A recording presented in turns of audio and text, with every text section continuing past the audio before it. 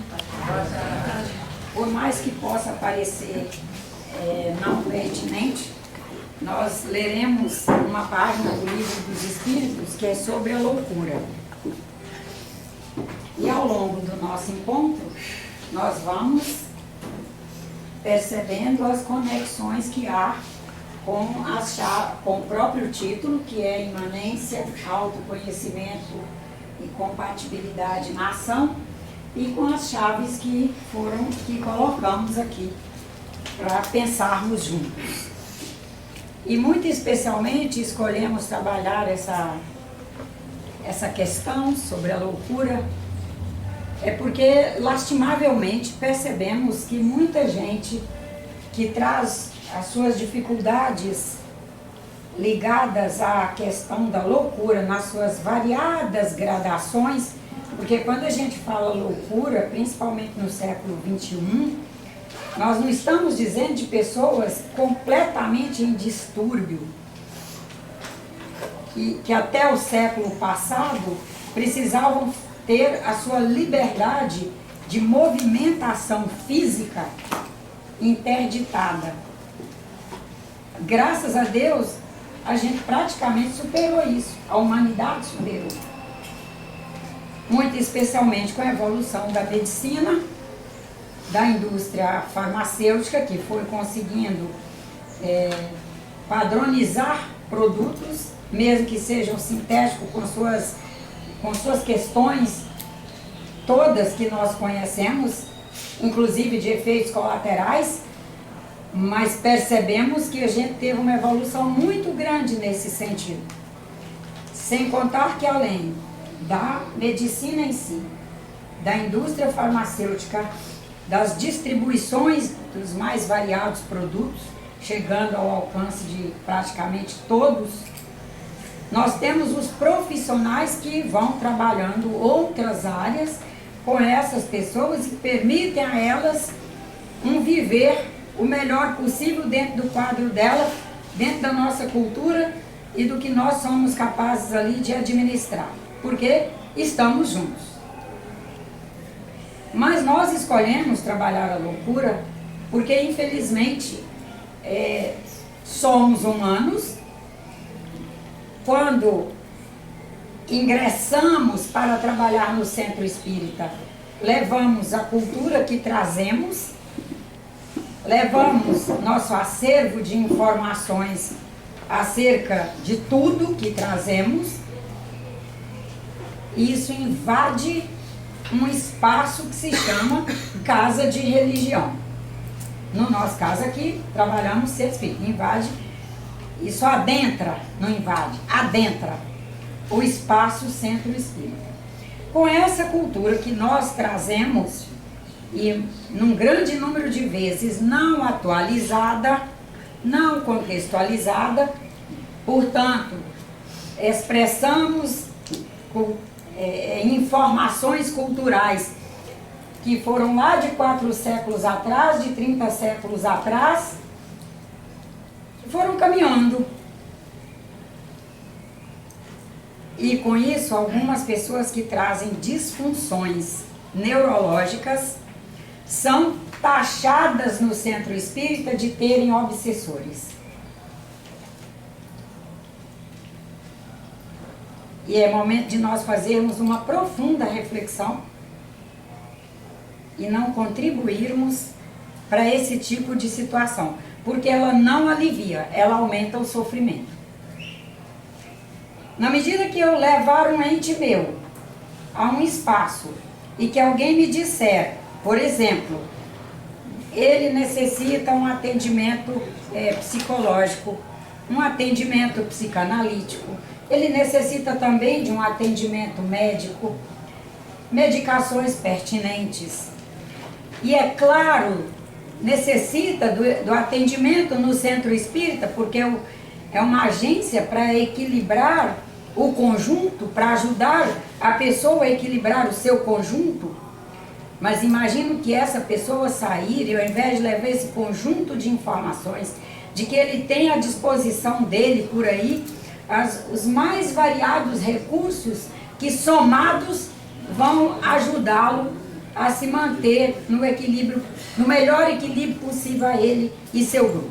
Mas aí ele sai com a informação de que ele tem um ser que ele não vê, que ele na verdade nem conhece, e que por ter se dado mal com ele, ou ter feito mal com ele, ou ter feito mal através dele, ou isso ou aquilo, está ali afirmando que não vai deixá-lo. Está ali decretando uma sentença de que nessa encarnação ele está fadado a viver aquilo. E que só com o poder do médium ali, que ele poderá ser atendido. Mas nós trazemos essa credibilidade toda para a família, o familiar que vai com ele, ou ele vai às vezes sozinho, já num sofrimento enorme, sozinho. Nós trazemos essa credibilidade toda para ele sair dali, certo de que essa mulher é capaz, ou vamos pegar ali, ou esse senhor é capaz de tirar esse mal que me acomete, essa coisa tão ruim. Então já é hora de nós sabermos trabalhar no sentido de buscarmos atender nossos irmãos à luz da ciência, da filosofia e da religião. Nós não podemos, como espíritas, desatrelar, nós não podemos desvincular esses 3 grandes pilares de atendimento à humanidade e de reequilíbrio para nós humanos. Até bem pouco tempo, muita gente vinha ao centro espírita, e até hoje muitos vêm, como o centro espírita como um balcão de resolução de problemas. Eu vou lá porque esse espírito que está encostado em mim, aquele povo vai tirar. Eu vou lá porque esse mal-estar que eu tenho com relação a esse senhor, o médium vai me ajudar a resolver isso, porque isso é coisa de vida passada. E a questão é que muitos dos nossos desconfortos têm a ver com momentos anteriores da nossa existência, porque nós não podemos nem falar mais em vida passada. Porque para o homem de hoje a vida é um contínuo e não há a vida passada. Há uma vida que é eterna e que está na caminhada evoluindo. Trazemos todos os registros de todas as nossas experiências, um grande número delas já transformados em sínteses. Então trazemos sínteses em nós. E que o tempo todo precisamos lidar com essas sínteses. Estão aí silenciosamente, nos acompanhando. Algumas não são tão silenciosamente assim, porque algumas palpitam em nós e nós vamos observando, vamos trabalhando e vamos buscando ajuda e vamos aprendendo a lidar com elas. E vamos com muita fé em Deus sempre ir ao centro espírita como universidade, a de ser um lugar que veicule algum nível de conhecimento, que no conjunto ali somos capazes de fazer saltinhos, já sabendo que são pequenos saltos, mas que um pequeno salto é um descortinador para não só nos buscarmos, como buscar o mundo, as pessoas, as coisas, os eventos, o momento, a ciência, o que é que a ciência já traz, o que é que já tem gente trabalhando. Os pequenos saltos no conhecimento, e esse pequeno salto no conhecimento nos permite construir um saber, alterar nossos saberes sociais, e alterando nossos saberes, nós vamos alcançando pequenos nichos de sabedoria a mais, para sabermos nos administrar e fazer uma produtividade nesse projeto reencarnatório que fizemos, que nos gere uma certa satisfação.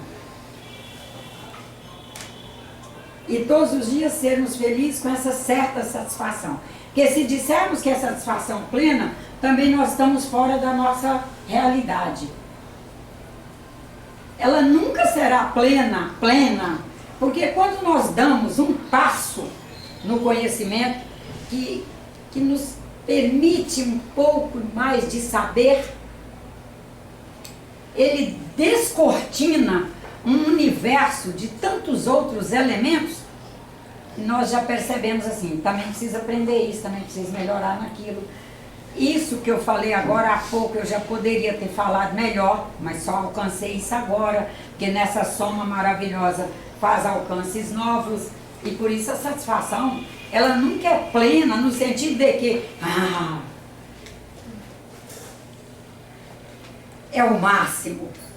Não tinha nem para onde ser melhor. Sempre tem para onde ser melhor. E essa casa, esse espaço, esses encontros, que com muita fé em Deus, haverão de ter aspectos de universidade, aspectos. Quem somos nós para dizer que somos a universidade? Mas é o que os Espíritos propõem, virmos a ser. E estamos aí nos esforçando para pelo menos aspectos. Um centro espírita que seja um espaço filosófico que nos leve a sair, a estar aqui pensando, perguntando, discutindo conosco mesmos e com outros na medida do possível e, sobretudo, nos perscrutando, caminhando para dentro de nós. Para nessa caminhada para dentro de nós acessarmos melhor todos os nossos níveis de registros, nossas jazidas interiores, abstrairmos o melhor e colocar em ação e jogar a luz que alcançamos até o presente momento, a luz de agora, nos registros que precisam receber iluminação para serem resolvidos. A cada instante na nossa vida nós teremos registros para serem iluminados. E não é porque as coisas são ruins, nem porque somos ruins, nem porque somos incompreensivos que temos registro para ser iluminado.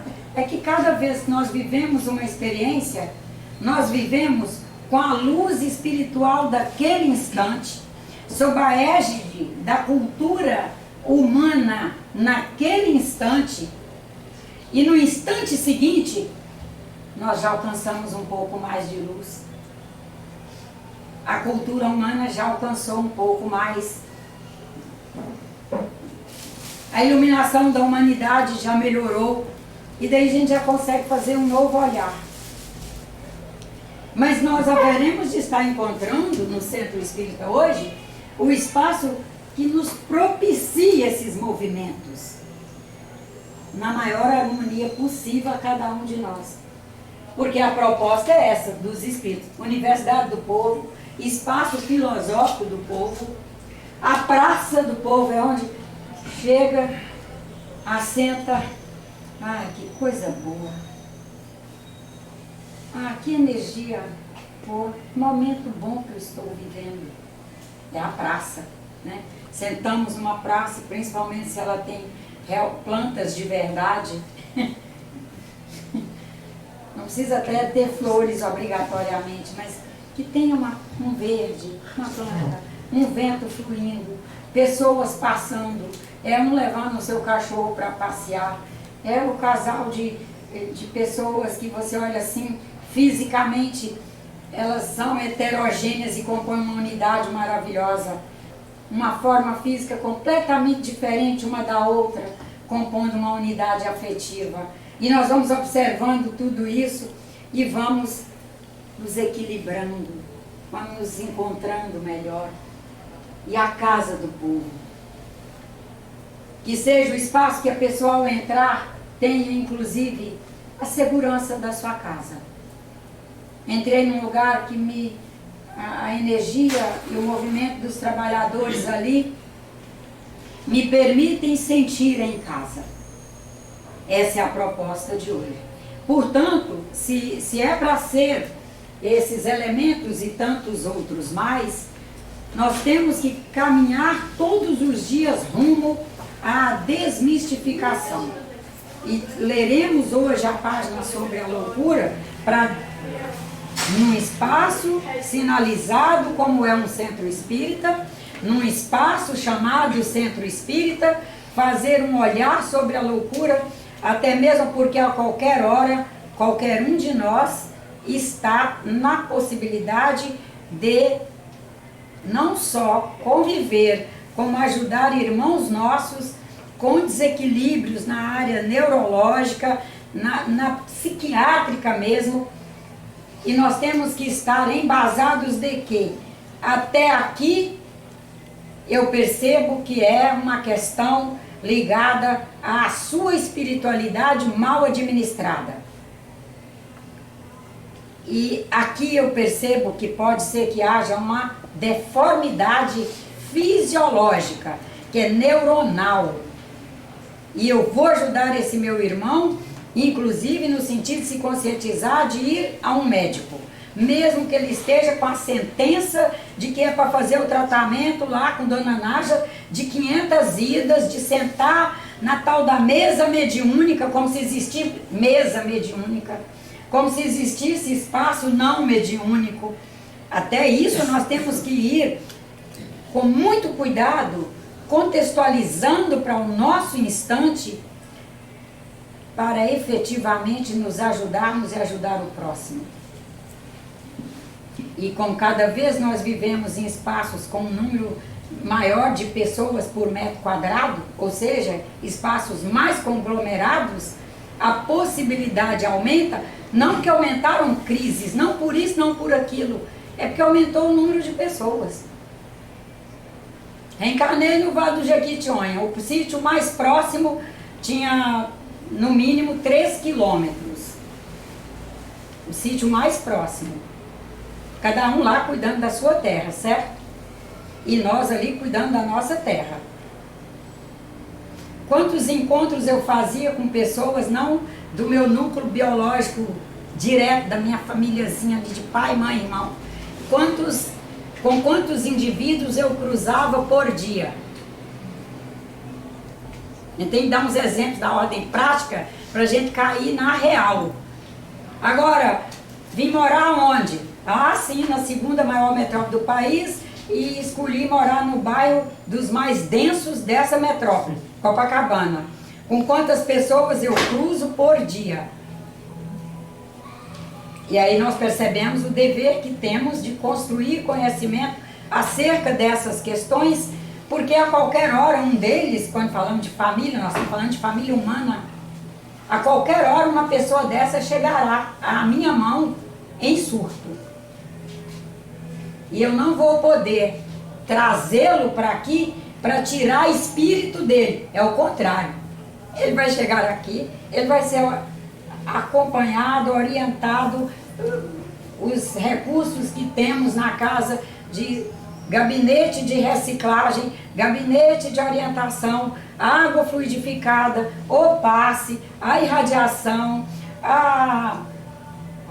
o algodão energizado. Esses recursos todos serão em primeiríssima mão para o reequilíbrio do conjunto espírito, perispírito, matéria.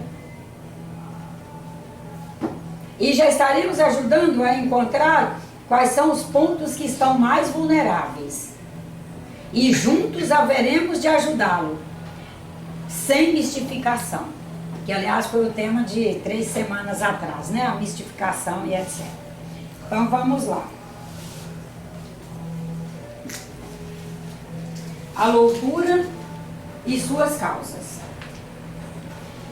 Há ainda criaturas que veem perigo por toda parte, em tudo aquilo que não conhecem, não faltando as que tiram conclusões desfavoráveis ao espiritismo do fato de terem algumas pessoas que se entregaram a estes estudos perdido a razão. Como podem os homens sensatos aceitar esta objeção? Não acontece o mesmo com todas as preocupações intelectuais, quando o cérebro é fraco ou quando o cérebro é por demasiado usado. Conhece-se o número de loucos e maníacos produzidos pelos estudos matemáticos, médicos, musicais, filosóficos e outros? E devemos, por isso, banir tais estudos? O que provam esses efeitos? Nos trabalhos físicos, estropiam-se os braços e as pernas, que são os instrumentos da ação material. Nos trabalhos intelectuais, estropia-se o cérebro, que é o instrumento do pensamento. Mas, se o instrumento se quebrou, o mesmo não aconteceu com o espírito. Ele continua intacto e, quando se libertar da matéria, não desfrutará menos da plenitude de suas faculdades. Foi no seu setor, como homem, um mártir do trabalho. Também pode acontecer por eventos ligados ao social, aos lazeres, aos desvarios e etc. Todas as grandes preocupações, intelectuais ou não, podem ocasionar a loucura. As ciências, as artes, a religião, os amores mal vividos, todos fornecem os seus contingentes. A loucura tem por causa primária uma predisposição orgânica do cérebro, que o torna mais ou menos acessível a determinadas impressões. Havendo essa predisposição à loucura, ela se manifestará com o caráter da preocupação principal do indivíduo, que se tornará ideia fixa. Essa ideia poderá ser a dos espíritos, dos anjos, do diabo, da fortuna, do poder. Poderá ser ideia poderá ser ideia fixa de uma arte, de uma ciência, da maternidade ou de um sistema político ou social. É possível que o louco religioso se apresente como louco espírita, se ele pertencer ao movimento espírita, ou um louco de outras religiões, se pertencer a outra religião. Essa foi a preocupação dominante de como o louco se apresentaria de outra forma, segundo as circunstâncias, durante muito tempo para os estudiosos. Digo, portanto, que o Espiritismo não tem nenhum privilégio neste assunto. E vou mais longe, digo que o Espiritismo, bem compreendido, é um preservativo da loucura, como um preservativo para outras patologias. Entre as causas mais frequentes de superexcitação cerebral, devemos contar as decepções, as desgraças, as afeições contrariadas, que são também as causas mais frequentes do suicídio, do homicídio, etc. Ora, o verdadeiro espírita olha as coisas deste mundo de um ponto de vista tão elevado, elas lhe parecem tão pequenas, tão mesquinhas em face do futuro que o aguarda, que a vida na terra para ele é tão curta, é tão fugidia, que as tribulações não lhe parecem mais do que incidentes desagradáveis do percurso, incidentes desagradáveis de uma viagem.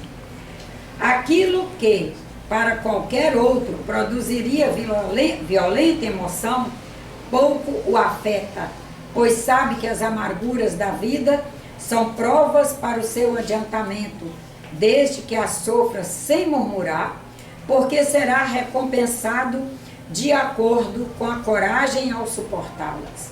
Esse recompensado aqui, gente, não quer dizer recompensa de fora para dentro, que Deus nos recompense por isso ou por aquilo, que Deus está sempre nos permitindo a totalidade.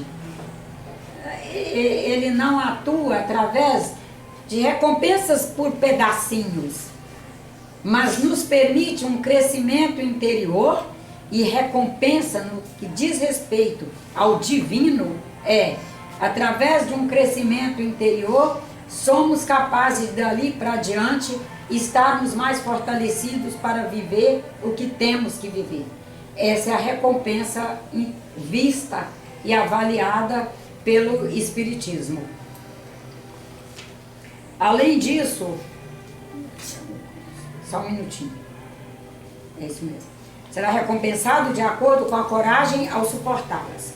Suas convicções lhe dão uma resignação que o preserva do desespero e, consequentemente, de uma acusação constante, de uma causa constante de loucura e suicídio.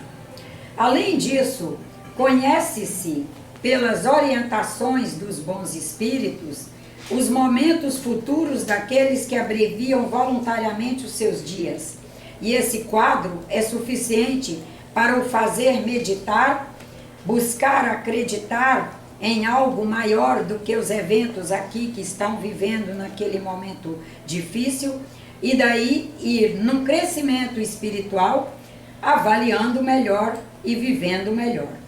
Assim, o número dos que têm sido detidos à beira de todos os sofrimentos e, inclusive, do funesto desespero que é considerável como a causa de tantos incidentes ruins, que nós vamos todos avaliando os resultados do Espiritismo.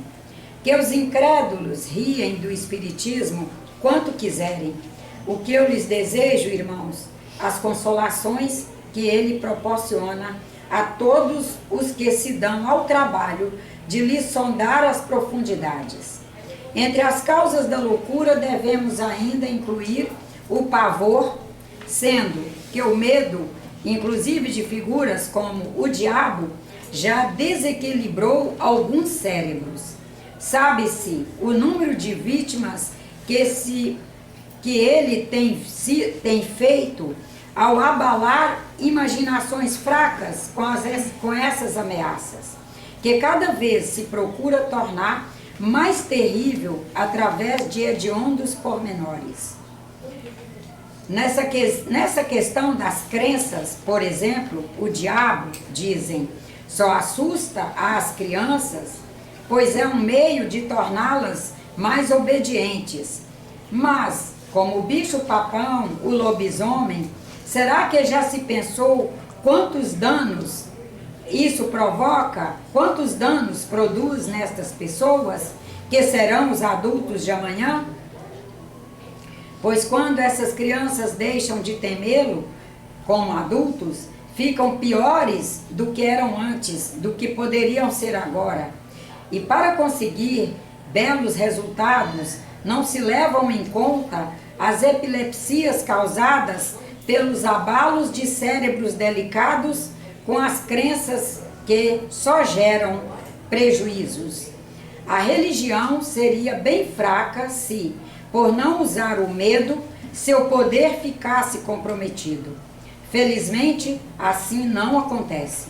Ela dispõe de outros meios para agir sobre as almas, educando-as, e o Espiritismo lhes fornece as mais eficazes e os mais eficazes e os mais sérios, desde que os saiba aproveitar.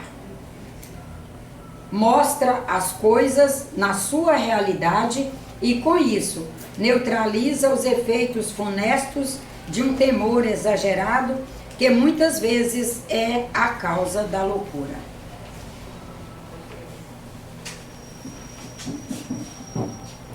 Em geral, eu escolho trabalhar esses temas quando, naquele período, os atendimentos que fizemos aqui, o número de pessoas trazendo esses níveis de informações e de perturbações cresceu muito. Aí a gente vê assim, poxa, pela própria felicidade da comunidade é hora de trabalharmos acerca desse conteúdo. De nós sabermos que se estamos na imanência do Pai, se existimos na imanência do Pai, lidamos com nossas dificuldades no sentido de seres evoluentes que somos, Se somos evoluentes, não somos perfeitos, trazemos nossas fragilidades enquanto espíritos, gerenciando um sistema biofísio, dínamo, psicológico, espiritual. Imagina que se é um sistema biológico, químico, um sistema que tem suas características psicológicas, tem suas dinâmicas, e não só tem, ele é uma dinâmica, é um sistema que sofre as suas variações de qualidade em função de não estar na administração de um espírito mais evoluído do que somos. Cada um de nós aí é o seu nível de evolução. Cada um. Gerenciando um sistema extremamente complexo. Vivendo um momento cultural que ainda não alcançou uma qualidade orientadora que nos dê tanto suporte assim.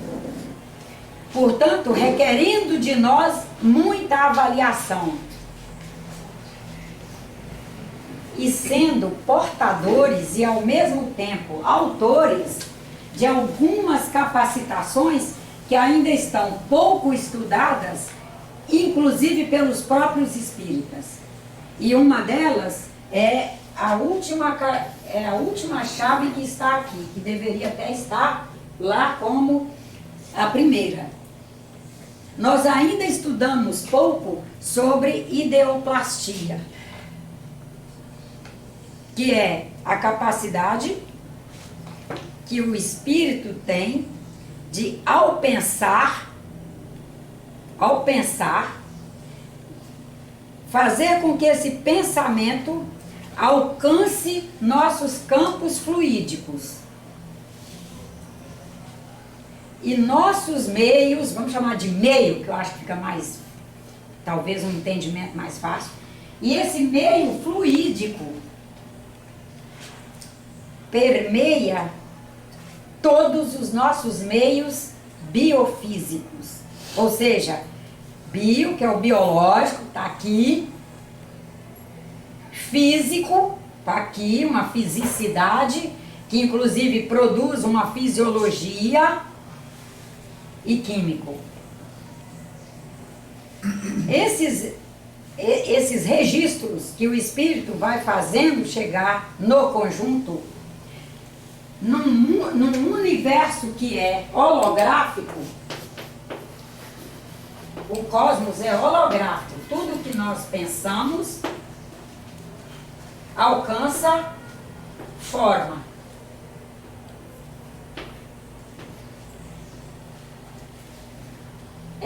Para alguns aí, provavelmente trabalhem como o imagético. Nós produzimos imagens o tempo todo. Todos produzem. Da minhoca ao rato, ao jacaré, ao nosso primo gorila, a nós. Estamos aí produzindo imagens. Já pensou o que é isso?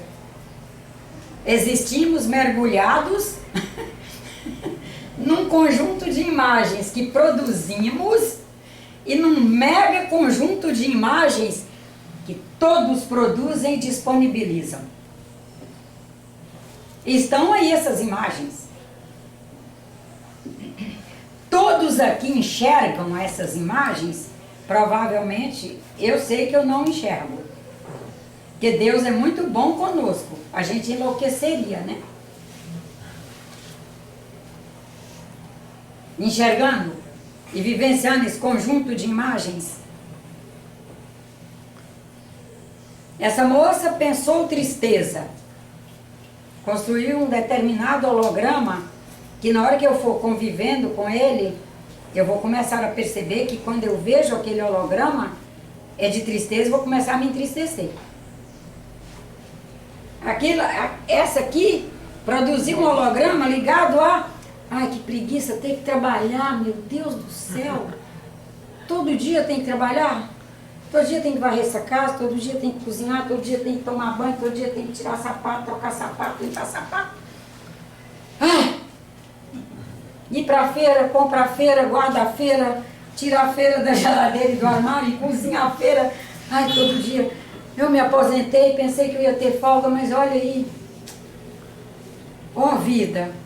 Holograma, né?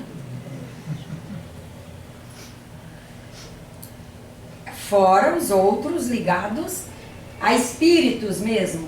Porque se existimos, nós também somos formas. Estão aí.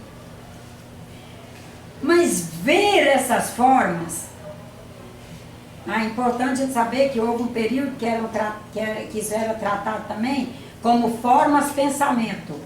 É que, na verdade, a humanidade vai evoluindo, a cultura vai se atualizando, determinados nomes vão alcançando outros nomes. Né? Imagina, holografia, antes era forma pensamento. Mas daí, como o holo é todo e grafia é grafar aquilo, a própria ciência, a filosofia, os filósofos e os cientistas acharam que era uma expressão que descreve melhor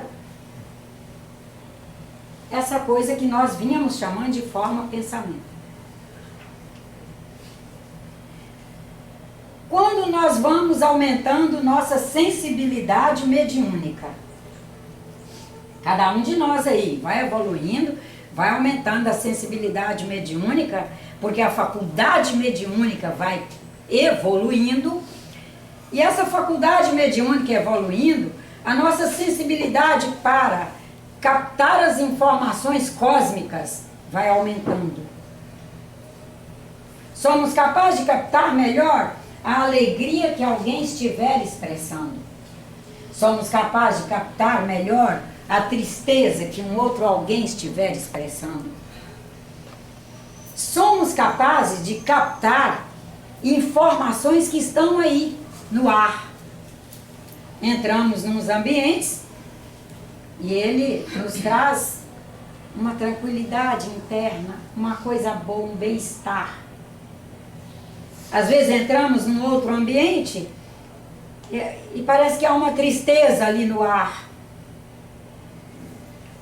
Na verdade, nós estamos percebendo, em algum nível, alguns hologramas que estão ali, nós não estamos conseguindo administrar bem.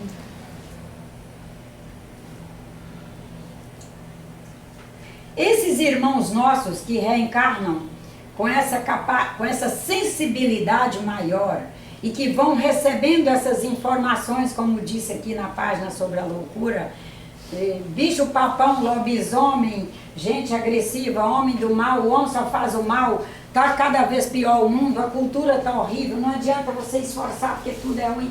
E essa pessoa vai ouvindo tudo isso, e tudo isso é holograma, é holografado.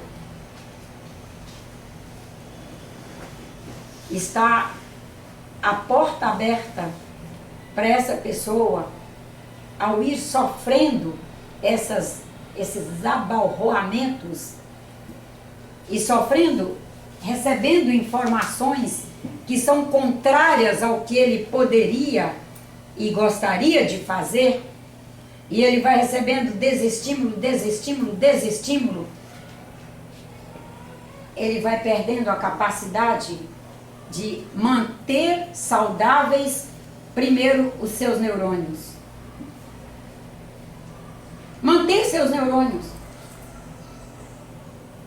São as únicas células que nós não conseguimos fabricar novas após fechar a primeira infância.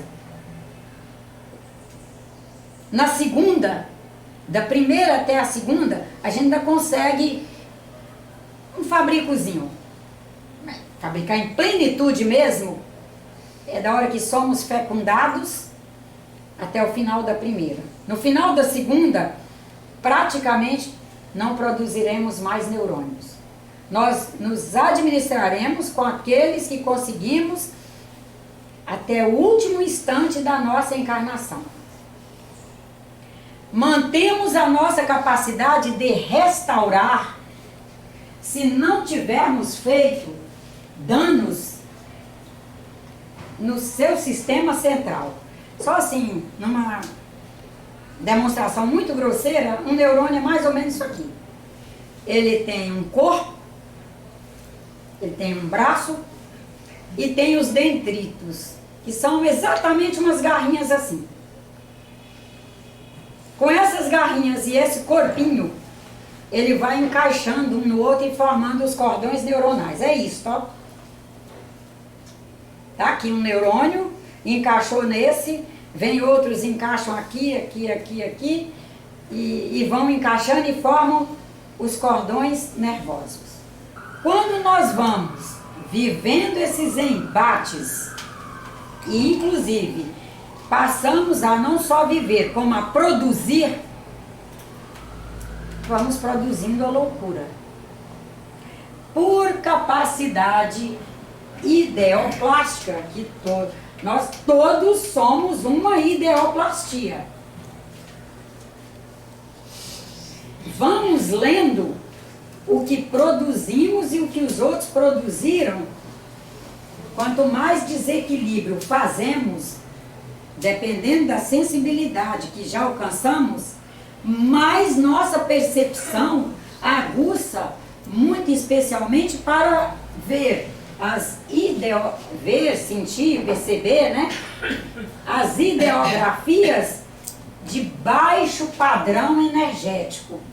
Por quê? Porque eu estou vivendo, vou me colocar como exemplo, que eu faço para todo mundo perceber. Se eu estou vivendo, são baixos padrões energéticos, no que fala, no que lê, no que assiste, no que ouve, no que faz, no que come, no que bebe e tal, o meu campo, o campo energético que eu estou produzindo, é compatível para eu ver o que está ruim no espaço. O bom saiu da minha faixa. Porque é tudo por consciência, saiu da faixa que eu estou utilizando. Eu fui preferindo utilizar as faixas de frequências mais baixas, a utilizar as faixas de frequência mais baixa nos meus hábitos de vida, eu passo a fazer sintonia e ressonância com as ideografias, e aí ideografia grafia é descrição, né? Com as ideografias de frequência baixa, e consigo enxergá-las com mais tranquilidade. Deus não nos tira a liberdade de sermos nós. Não, eu quero utilizar o que todos os senhores já me ajudaram a alcançar. Eu quero utilizar para o mal, eu tenho o direito de utilizar para o mal. Mas eu resolvo utilizar para o bem, eu tenho o direito de utilizar para o bem. Utilizei para o mal, caí para as piores vielas, vivi os maiores sofrimentos, e a qualquer hora que eu quiser, eu mudo porque Deus está ali. Deus não é transiente para o espiritismo. Deus não transita em nós e sai. Na hora que eu errei, Deus se ausentou. Nesse movimento de estarmos aí todos os dias com os saberes que trazemos, buscando saberes novos, para nos atualizarmos e nos mantermos saudáveis, na medida do nosso possível máximo, nós vamos construindo a capacidade de restauro.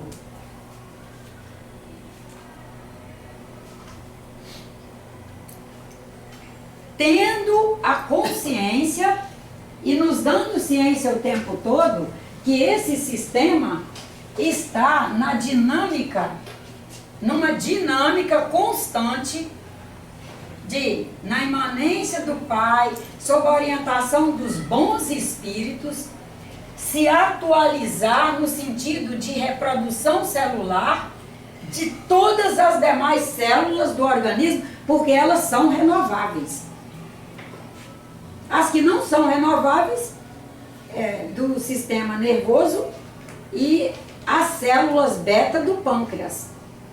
Tanto que provavelmente vocês já ouviram falar por aí que é um dano enorme estragarmos o nosso pâncreas, porque quando nós o adoecemos muito, dificilmente nos restauramos. Porque há um conjunto de células essenciais ao trabalho dele, que é produção de insulina para fazer açúcar entrar para dentro da célula. E quando nós danificamos esse órgão, se for naquele conjunto de células que são perenes, porque célula perene é isso, é a célula que nós não conseguimos fazer novas. Quando fazemos isso, nós vamos perdendo a nossa capacidade de permanecer aqui.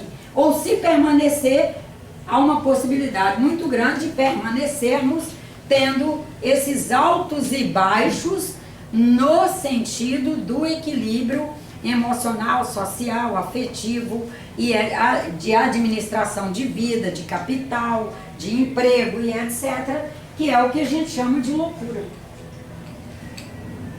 E saber que quando a gente trabalha loucura na casa espírita, a gente está trabalhando, não é assim, aquela coisa de ver a pessoa completamente fora do seu normal, não é ver a pessoa na sua pior instância. Não, a gente sabe que é uma gradação.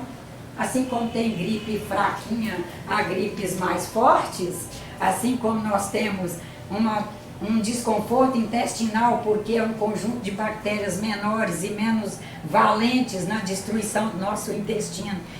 Tem as infecções mais graves, que é quando formou ali uma colônia mais valente de bactérias mais poderosas no sentido de sua própria sobrevivência. Nós temos também as gradações de loucura, que pelo fato de serem em geral pessoas que trazem uma sensibilidade mediúnica maior, elas veem essas formas com uma clareza que, se a gente não tiver cuidado, a gente acredita, em função da cultura que a gente foi arrastando, e a humanidade arrasta junto essa cultura de espírito obsessor, e cada cultura foi criando inclusive suas formas, seus nomes de batismo, o diabo, o espírito obsessor, o lobisomem, a mula sem cabeça, o boto e etc. Nós somos capazes de ver essas formas. Porque num universo holográfico, cada vez também que conjuntos de pessoas foram falando nessas formas, elas passaram a ter cada vez mais formas, com compactação suficiente para quem vê em 3D. Holograma é isso, ele é em 3D. Não é uma figurinha que a gente vê assim no ar. Não, vê em 3D, parece que aquilo está existindo mesmo. Aquela pessoa existe ali mesmo. A esquizofrenia é uma das classes dessas doenças, que em geral acometem pessoas com padrões de inteligência bastante avolumados, e com isso eles veem muito mais essas holografias, com isso eles são muito mais sensíveis a todos os movimentos da natureza. Nesses movimentos da natureza a gente está incluindo a natureza humana. Eles captam as informações muito mais rápidas e num grande número de vezes com uma dificuldade enorme de administrar as diferenças, até mesmo que, coitados, estão reencarnados numa cultura que é materialista. Eles trazem um padrão de inteligência acima do nosso. A cultura materialista não trabalha bem a pessoa compreender o outro, aceitar o outro, aceitar que ele é diferente, para mais. E se ele acha que ele é para mais, o outro é para menos, ele tem que ser protetor do outro. Aí eles criam uma indisposição enorme que os fazem surtar muito mais pelas indisposições que eles vão criando para o meio. E eles veem essas formas holográficas com uma habilidade impressionante. veem e descrevem. Aí está lá uma Nájila, que baseia o espiritismo dela nos romances espíritas. Já começa aí o primeiro passo para a coisa não ficar tão boa. Baseia em romance espírita e lê aquelas coisas todas dos romances e foi constituindo sua cultura espírita e o movimento espírita que está dentro dela, como trabalhadora do espiritismo, é o movimento do romance. Não é o movimento da obra básica que está nos convidando. Olha só, gente, loucura num número de vezes quando você trabalha demais com braço e perna arrastando os móveis ao final de uma obra, você destrambelha o ombro e fica meses fazendo alongamento para tê-lo de volta. Quando você arrasta os móveis da instituição inteira no final de uma obra, o seu joelho vai ficar doendo um tempo.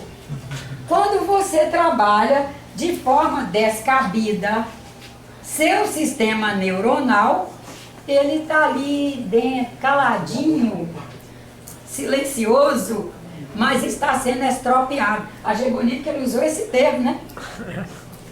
Você faz trabalho físico a mais, você estropia pernas, braços, joelho, tornozelo.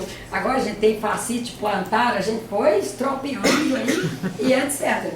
Quando você faz exageros com o seu sistema cerebral, você faz doenças, você estropia o cérebro com um agravante, né? Se eu tivesse estropiado fosse o cérebro e não tivesse sido o joelho e o ombro nesse trabalho aí, eu restauraria o cérebro? Não vamos pensar em cérebro, vamos pensar em neurônio. Os cordõezinhos de neurônios lá. Tivesse estropiado um grupo deles, restauraria aos 70 anos? O que até agora os cientistas nos alertam cuidado para não estropiarem, vamos ao livro dos Espíritos, cuidado para não estropiarem o núcleo central dos seus neurônios. Por isso que às vezes porque a dificuldade é enorme para restaurar. E dependendo da parte central do neurônio, você não conseguirá restaurar. Você vai perdendo aqueles neurônios. O que é que já está provado, por exemplo, acerca de Alzheimer? Não deixa de ser um tipo de loucura, não é verdade? Que a pessoa continua podendo exercer suas funções? Não. O que já está provado acerca do Alzheimer? Nós vamos estropiando neurônios. Aí esse neurôniozinho aqui, estropiadinho, morre. Ao morrer como cadáver, e ele é bioquímico, ele é vivo, ele apodrece. Ao apodrecer, ele gera um pequeno núcleo inflamatório. Certo ou não, gente? O que é inflamação? Tá. Aí, ele está encostadinho em um outro neurônio que está saudável. Mas e aí, esse neurônio saudável encostado num podre, o que acontece? Apodrece. E está também outro neurônio saudável aqui. Apodrece. Está aqui outro, apodrece. Aí, formou um buraco aqui.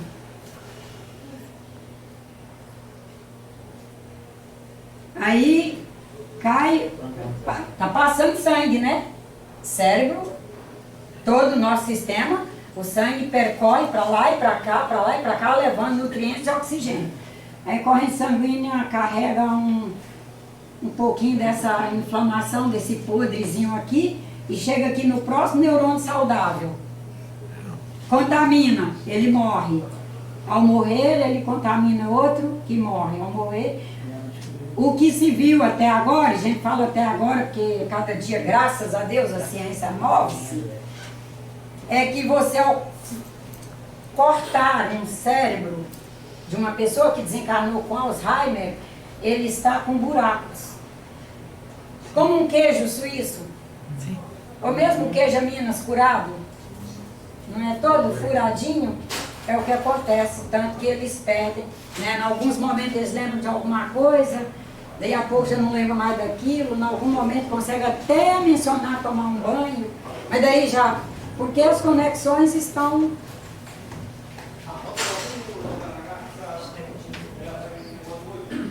E a gente saber que, mesmo que aquela pessoa esteja nos demonstrando que ela traz desvios de conduta, que ela ao longo da vida, dessa encarnação, apresentou desvios de conduta, que ela apresentou isso, que ela apresentou que tinha sonos conturbados, que via formas, que via aquilo, via mais aquilo outro. Ela está na imanência do Pai. E pode ser que ela nunca nem tenha visto nenhum espírito desencarnado.